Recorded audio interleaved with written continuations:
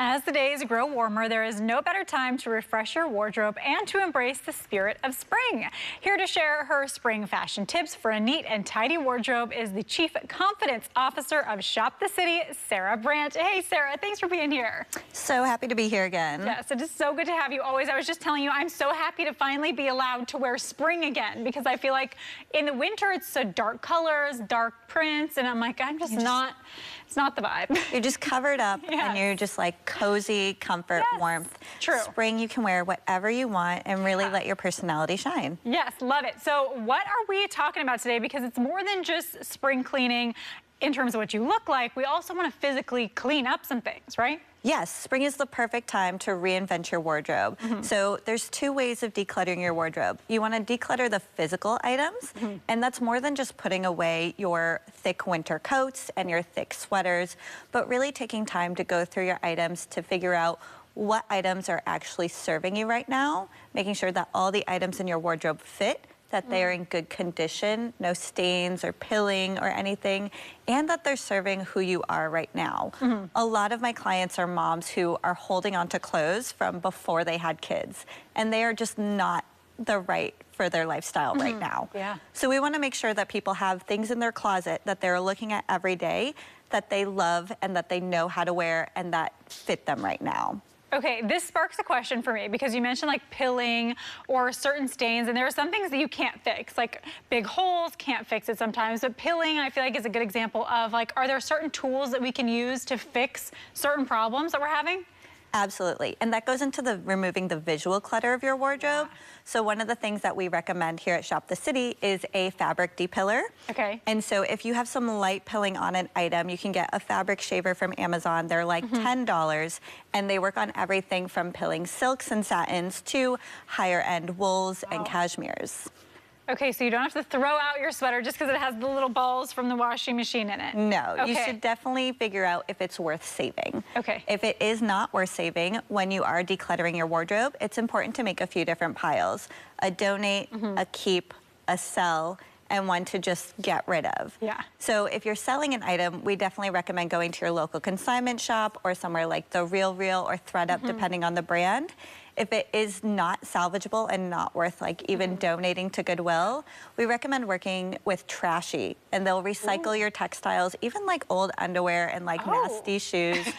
They take them and they will recycle the fibers into all sorts of things. Okay, and people in the Bay Area can do that? Yeah, absolutely. It's a Bay Area-based company, Trashy, and they send you this little bright pink take-back bag, and you fill it with 15 pounds of items, and you ship it back, and they handle it all for you. And you get credit to shop at major retailers. Wow. Oh, that's a win-win. I love it. So you get your clutter out, and then you can bring new stuff in that's hopefully not clutter. Exactly. Pieces that are serving you where you are now and fit you now. Wonderful. Okay, so I know a lot of people kind of change over their wardrobe when it gets warmer. I mean, we don't have like that big of a fluctuation here in California, thankfully, but they might put away like the big puffer jackets. Do you recommend having that kind of separation for the seasons in your wardrobe? Absolutely, and that definitely goes into removing the visual clutter from your wardrobe, having pieces that you can wear currently and that are serving the current season.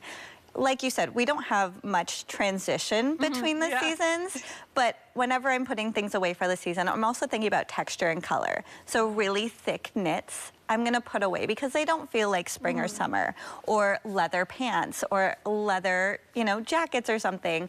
Velvet, sequins, anything like that, we're gonna put away for the spring and really bring out those light and airy floral things, brighter colors. Really embrace the season. Okay, as you're talking about leather pants, I'm realizing that I have 2 pairs just sitting there, and even all winter, I just looked at them and never put them on.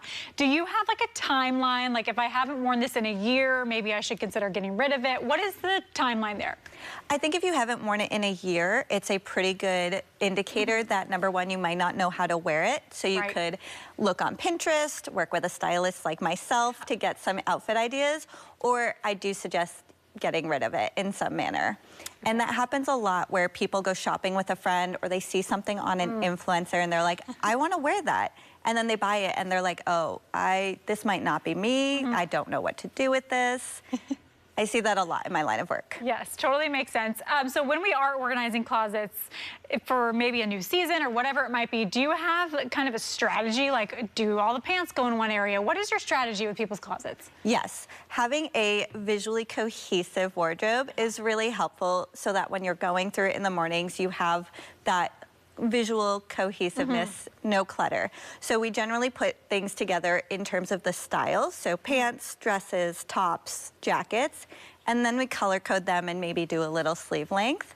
And then we do also like to make sure that they are on consistent hangers. I look in a lot of closets where they have plastic hangers from the store and dry cleaner hangers and plastic hangers and velvet hangers. And honestly, if you look in your closet with all of that, your eye is getting distracted by everything. So you want to have that visual clutter removed by moving to all the same hangers. Yeah, definitely looks a lot better when you look in there. Do you have a recommendation on what kind of hangers are best for most clothes? Velvet hangers are definitely the best for your everyday clothes. They're gonna not stick to the hangers. It's also not going to give any like lumps or bumps to your blouses or anything, and they're just visually appealing.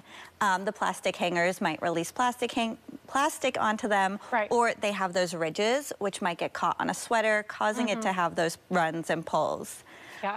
For jackets, I really love a big, thick wood hanger. Yes. Something that is sturdy enough to hold a jacket. Yes, good idea. I need to get some more of those. Do you have any predictions of what's coming up in spring fashion this year? Absolutely. So we release our Shop the City Trend Report for spring, and we're absolutely loving butter yellow. Timothy Chalamet just did it on the runway. So proud of him for going outside of the comfort zone and the norm. We're loving that with like chocolatey mocha mousse browns, powder blue.